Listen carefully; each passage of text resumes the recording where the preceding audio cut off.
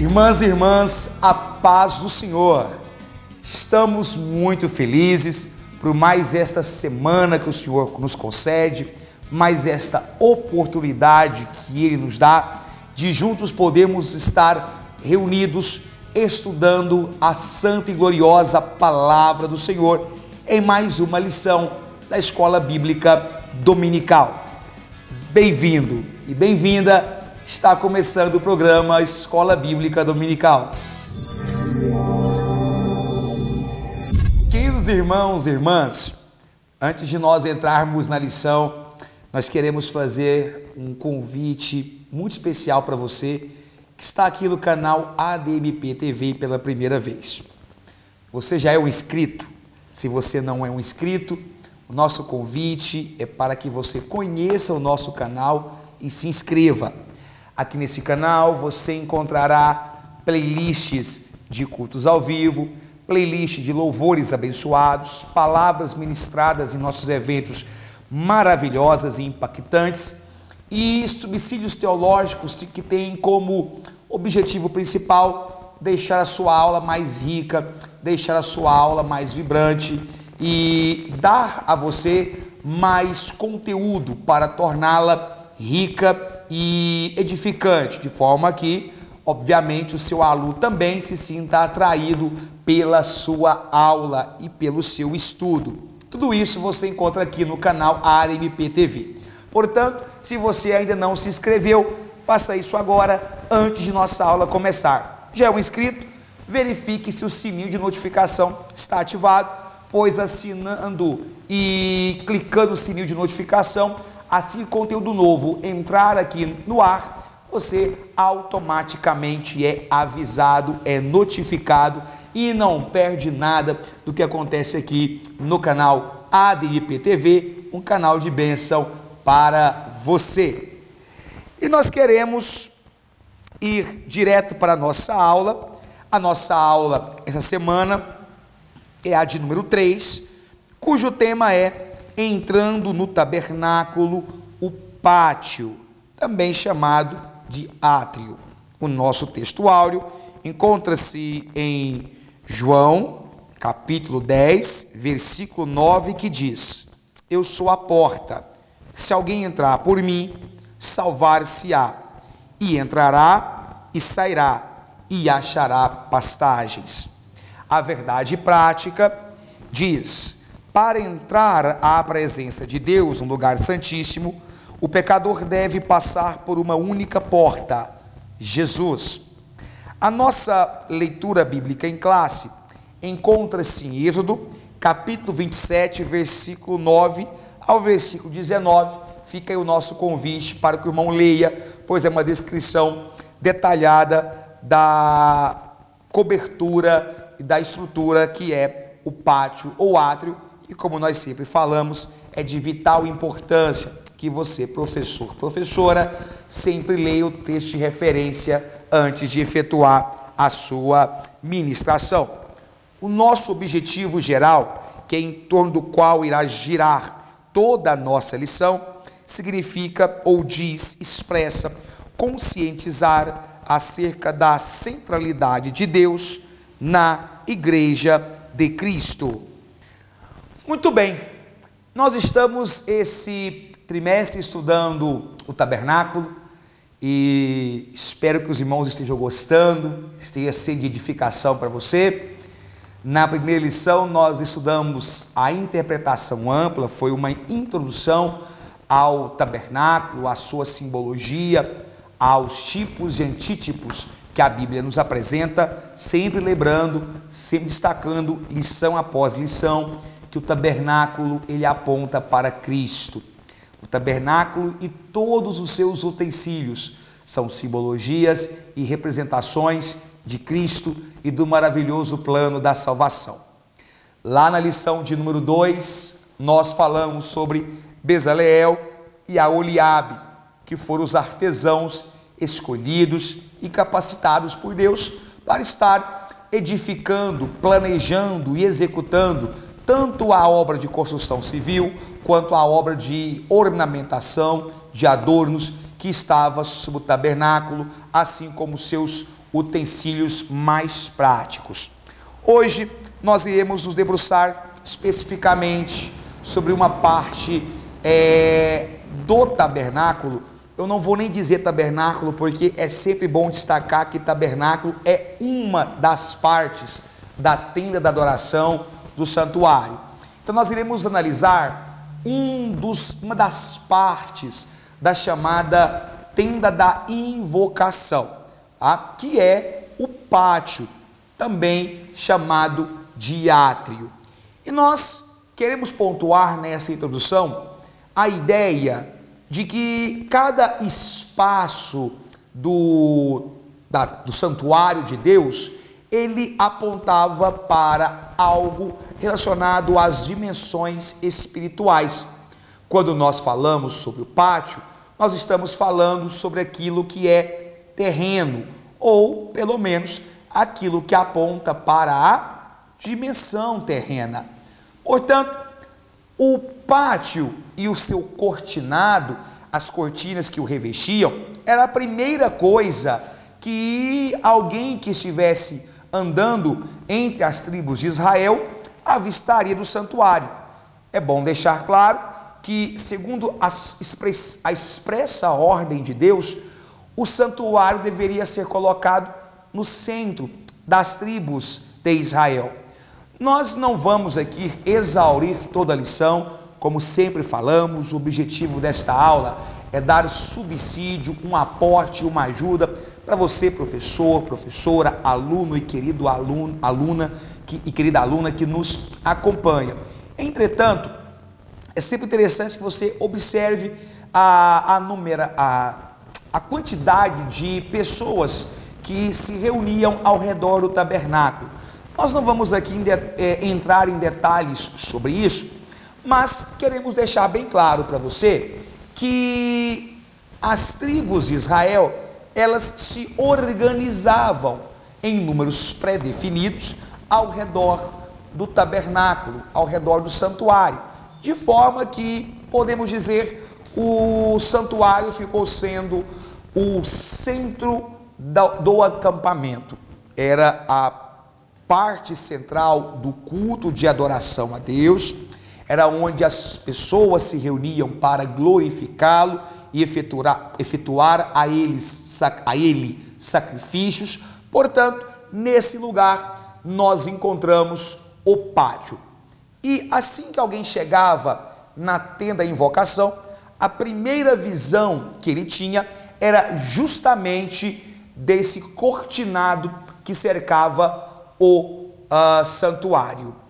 Nós vamos analisar item a item, pausa por pausa, cada detalhe desse que nós citaremos aqui, mas é interessante observar que assim que uma pessoa entrava no santuário, o primeiro lugar em que ela entrava ou que ela se encontrava era no átrio, onde havia dois utensílios expressivos e que nós não focaremos hoje, pois iremos estudá-los detalhadamente em uma próxima aula. Nós encontrávamos o altar do holocausto, onde as pessoas ofereciam sacrifícios de animais, e nós encontramos a pia de bronze, que era onde as pessoas, bem, na verdade é uma discussão aí se era pia de bronze ou cobre, isso não vem ao caso, pelo menos não por enquanto, nós avaliaremos esses detalhes em outra lição, mas havia uma pia que servia para que o sacerdote lavasse as suas mãos e os seus pés antes de entrar no santo lugar e no santíssimo lugar. Então a pessoa entrava naquele ambiente e se dirigia ao holocausto. Ali ele buscava depois aproximar-se do santíssimo lugar. É interessante porque essa gradação, região exterior, porta, região interior, sacrifício pelos pecados, aponta a obra da redenção pela perspectiva ou pelo ponto de vista do próprio homem. O homem, ele está no mundo, atravessa a porta, que como veremos daqui a pouco é Cristo, vai ao lugar de sacrifício, rende-se e oferece ali os seus pecados, onde o sacrifício de Cristo torna-o limpo. Entretanto, para Deus, a perspectiva é totalmente diferente. Na perspectiva de Deus, Ele vai de encontro ao homem oprimido. Ele vai de encontro ao homem pecador. Do ponto de vista, ou adotando Deus como referencial, Ele sai do santíssimo lugar e pela sua benigna graça vai até o homem que está no átrio, que está do lado de fora do santíssimo lugar e o redime. Portanto, do ponto de vista de Deus, do ponto de vista humano, é Ele que despoja de sua glória, é Ele que despoja de sua total majestade e aproxima-se do homem perdido, do homem sem Deus. Portanto, o sentido de entrada na própria tenda da invocação aponta as diferentes perspectivas da obra salvífica, tanto a do homem quanto a de Deus. E é interessante você, professor, você, professora, pontuar isso. Você, aluno que nos acompanha no seu momento de meditação e de devocional, também pontue isso. Isso é muito importante. Sendo assim, você entende que o átrio, ele servia a um duplo propósito. Primeiro, as suas cortinas que o cercavam, para uns servia como separação. Para aqueles que estavam de fora, apontavam para uma ruptura, não podiam entrar por ali. Para aqueles que não eram judeus, ou para aqueles que não professavam a fé, era um instrumento de separação. Por outro lado, essas mesmas cortinas, para o servo fiel, para aquele que buscava sacrificar, tinha o propósito de apontar para a única porta que dava acesso ao tabernáculo, a única porta que ficava a oriente daquela construção. Veja como, dependendo da sua posição, aquela murada, aquela cerca, aquela cortina que rodeava o tabernáculo poderia ter interpretações diferentes. É interessante observar que, apesar do átrio ser a região externa, ainda assim era um lugar de muita adoração e de muita reverência, pois ali era efetuado o culto. Muitas pessoas romantizam a visão do átrio, imaginando que o átrio era um lugar sossegado, limpo, tranquilo, sem nenhum problema. A bem na verdade, nós podemos imaginar que mais de 620 mil homens compunham a nação de Israel nessa época. Todas as tribos faziam um total de mais de 600 mil homens. Imagine você, portanto, que isso significa que havia mais, com certeza, do que 1.800.000 pessoas ali, supondo, obviamente, que nós tínhamos uma família com apenas um casal e um filho. Podemos afirmar com certeza que o povo de Israel era mais de 2 milhões de pessoas. E pense todas essas pessoas frequentando o tabernáculo, levando ali ovelhas, levando animais para serem sacrificados, para serem queimados. O burburinho era muito grande, a bagunça era enorme, portanto não era um ambiente extremamente agradável de se ficar. Isso, é claro, aponta inclusive para a própria situação do homem buscando oferecer o seu sacrifício. Ainda assim, o salmista Davi, ele expressa de coração aberto, de mente aberta, a seguinte ideia: mesmo sendo assim, é um lugar aprazível de se estar. Você está às portas da entrada, você está entrando no santuário de Deus. Portanto, pela lógica que nós temos aqui, o salmista suspirava, porque para ele já bastava estar às portas da entrada do tabernáculo. Nós encontramos isso é muito claramente explicitado no Salmo de número 84, versículo 2, que diz: a minha alma está desejosa e desfalece pelos átrios do Senhor. Em Salmo 84, versículo 10, você também encontra o seguinte: porque vale mais um dia nos teus átrios do que 1000. Preferiria estar à porta da casa do meu Deus a habitar na tenda dos ímpios. Você pode ver aqui que a entrada do tabernáculo servia como consolo para Davi, a fim de que ele tivesse, portanto, oportunidade de buscar ao próprio Deus, e pelos seus átrios, e por estar ali, ele suspirava, ele bendizia. No tópico 2, nós temos como título a construção da cerca do pátio. Neste tópico, nós discorremos sobre a estrutura que formava ou que cercava o chamado pátio ou átrio. A primeira coisa que nós queremos destacar, inclusive foi algo que pontuamos na primeira aula, é que o pátio correspondia a uma região externa que media em formato retangular a 50 metros de comprimento por 22 metros e meio de largura. Em côvados, que era a medida bíblica utilizada aqui, era de 100 côvados por 50 côvados, 100 de comprimento por 50 de largura. Isso nos dá um perímetro de 300 côvados. Esse comprimento total, essa extensão total de 300 côvados era cercada com 60 pilastras, com 60 estacas feitas de madeira de acácia. E na ponta de cada uma dessas estacas havia uma formação de prata, havia uma obra de prata chamada de capitel. O capitel era o cabeçote, digamos assim, dessas tábuas, 60 tábuas que sustentavam o tabernáculo. É razoável nós pensarmos que, devido à sua extensão, estas tábuas elas eram fixadas ao chão por meio de argolas de bronze, por onde se passavam cordas trançadas bem resistentes, que tinham como principal objetivo manter essas 60 estacas em pé.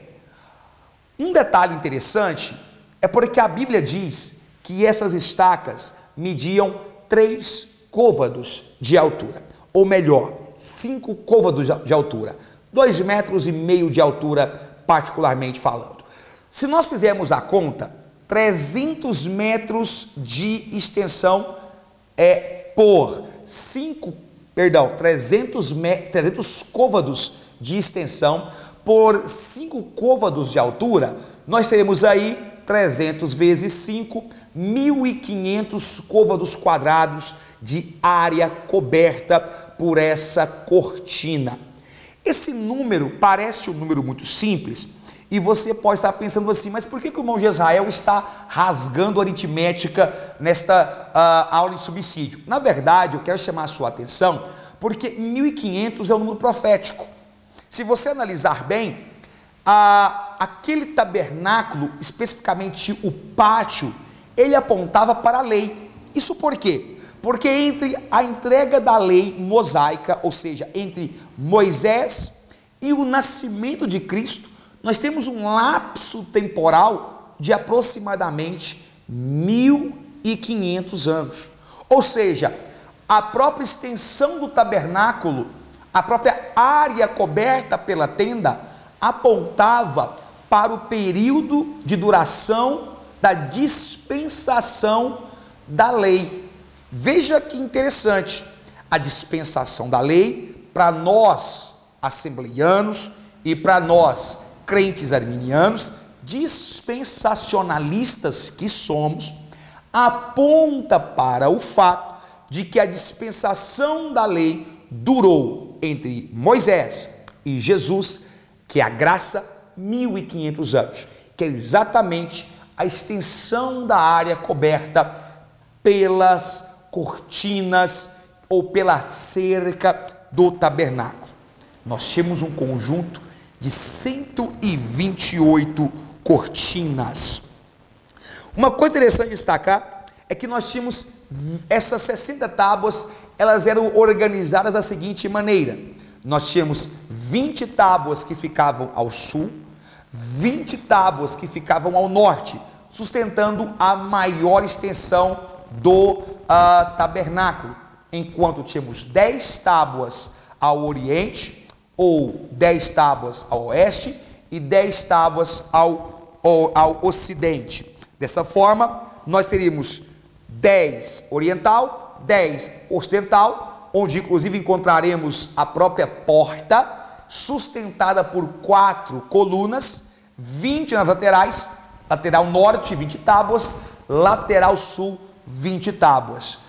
Existem alguns vídeos no YouTube bastante interessantes sobre que mostra a estrutura física do átrio, assim como a nossa revista também traz um desenho esquemático mostrando como era essa parte da tenda da adoração a Deus. A entrada era única, era uma porta com 9 metros de comprimento e 2,5 metros de largura, é uma porta bastante comprida, onde havia uma cortina de linho escarlata com púrpura finamente bordado, que marcava a sua entrada. Daqui a pouco discutiremos sobre isso. Era sustentada por 4 colunas, e o restante dessa cerca era coberta com um linho branco, com um linho fino e torcido. Eu quero chamar a atenção aqui para essa cortina, tá? A cortina branca de linho torcido, ela é expressiva na Bíblia. A própria Bíblia Sagrada, quando se refere à igreja como noiva, diz que a igreja é uma noiva adornada com linho fino torcido, exatamente o mesmo linho citado na construção do tabernáculo. Esse linho fino e branco que formava a cerca da tenda da adoração a Deus, ele aponta para a justiça de Deus. A justiça de Deus que é perfeita, que não falha, que escapa à lógica e à ética, à moral do homem. Existe um pecado histórico chamado anacronismo. Quando digo pecado histórico, eu estou dizendo que é um erro histórico, que os historiadores sempre batem, que é o anacronismo. O que é o anacronismo? É julgar o passado com os valores do presente. Os tempos mudaram. Da mesma forma, eu posso parafrasear, dizendo que há uma espécie de anacronismo, quando o homem tenta, pela sua moral e pela sua forma de pensar, julgar a justiça de Deus. É impossível. O linho fino torcido que formava a cerca do tabernáculo, ele aponta para a comparação entre a justiça do homem e a justiça de Deus. Jó, enquanto conversava com seus amigos, se vangloriava em sua justiça. No capítulo 27, versículo 6 do livro de Jó, ele dizia: a minha justiça me apegarei e não a largarei, não me reprovará o meu coração em toda a minha vida. Enquanto Jó conversava com outro ser humano, ele balizava a sua justiça, comparando como régua de medida os seus amigos, as pessoas que o cercavam. Entretanto, em determinada altura do livro, o Senhor Deus tem o encontro pessoal com Jó, e ao ter o encontro pessoal com Jó, a visão e a perspectiva daquele homem muda radicalmente, e de alguém confiante em sua justiça, Jó diz: com o ouvir dos meus ouvidos ouvi, mas agora te vê os meus olhos, por isso me abomino e me arrependo no pó e na cinza. Capítulo 42, versículos 5 e 6 de Jó. Veja como, quando Jó comparou a sua justiça com Deus, quando ele teve um encontro pessoal com Deus, ele descobriu que a sua justiça era nada comparado com a justiça de Deus. É por isso que sempre que lemos a Bíblia Sagrada, percebemos que todo o plano da salvação aponta para a sua interpretação. O tabernáculo apontava para Jesus, assim como aquelas cortinas que cercavam o átrio, que cercavam o pátio, apontam para a justiça perfeita e imaculada do nosso Senhor Jesus. E aproveitando então esse ensejo, após fazermos aqui uma rápida descrição do átrio, e discutimos com maiores detalhes a questão da cortina e a sua aplicação, eu vou para o nosso tópico 3, que se debruça sobre algumas interpretações relativas à porta do pátio. Antes de falar sobre a porta, eu quero lembrá-los que essa porta era sustentada por 4 pilastras. Existem diferentes interpretações para essas 4 pilastras, mas nós entendemos que as 4 colunas apontavam profeticamente para a palavra do Senhor revelada para o Verbo encarnado, os evangelhos, Mateus, Marcos, Lucas e João. Os 4 evangelhos que trazem para nós a biografia do Mestre amado. Mas quando olhamos para esta porta e percebemos que uma das cortinas, repito, eram 128 cortinas que formavam a extensão externa do tabernáculo. Mas a cortina da porta, ela tinha uma tonalidade diferente. Ela era escarlata, ela era carmesim. É claro que essa porta, profeticamente, tinha que apontar para o Messias sofredor. Tinha que apontar para o sacrifício de Cristo.